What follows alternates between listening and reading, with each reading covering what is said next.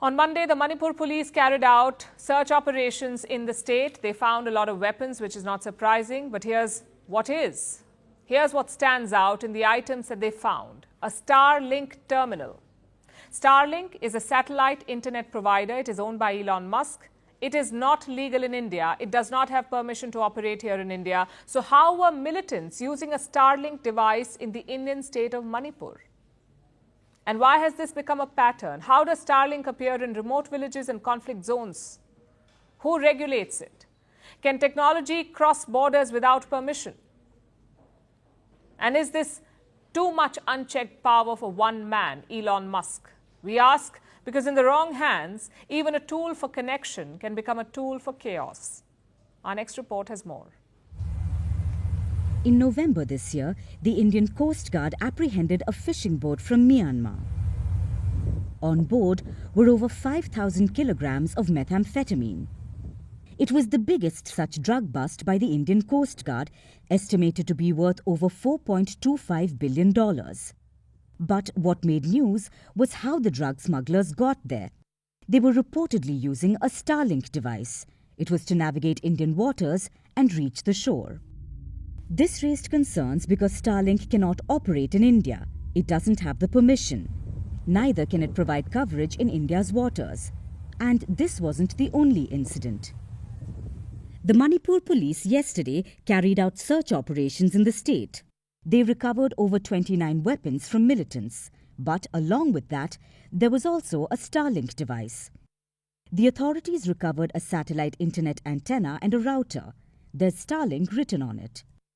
This is the first instance of Starlink being discovered in this region, and it raises some critical questions.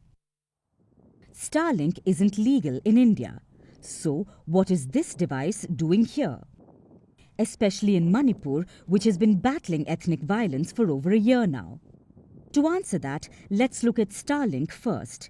It's a satellite internet constellation, basically a system of over thousands of satellites. The company is a subsidiary of Elon Musk's SpaceX. SpaceX began launching Starlink satellites in 2019. Right now, there are nearly 6,000 of them. How is Starlink different from normal satellites? Starlink satellites are low orbit. Most satellites are located around 1,000 kilometers from the Earth. Starlink satellites are much closer. That means it can provide faster internet service. It also means Starlink can provide internet to the most remote areas, whether it's the middle of a desert or on top of a mountain. Starlink's ability to operate independently of traditional infrastructure makes it very attractive, especially for countries mired in conflict. During Russia's invasion of Ukraine, internet services shut down. Elon Musk immediately made Starlink available. About 15,000 Starlink routers were shipped to Ukraine. It kept services running. It helped Kyiv in the battlefield.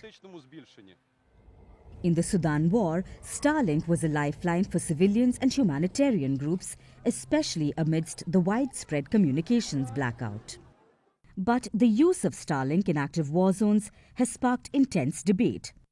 Some people argue that it breaches national sovereignty because it bypasses local telecom regulations. Others warn of its dual life potential. It also blurs the line between a private company and an active player in a conflict, which makes Starlink a target as well.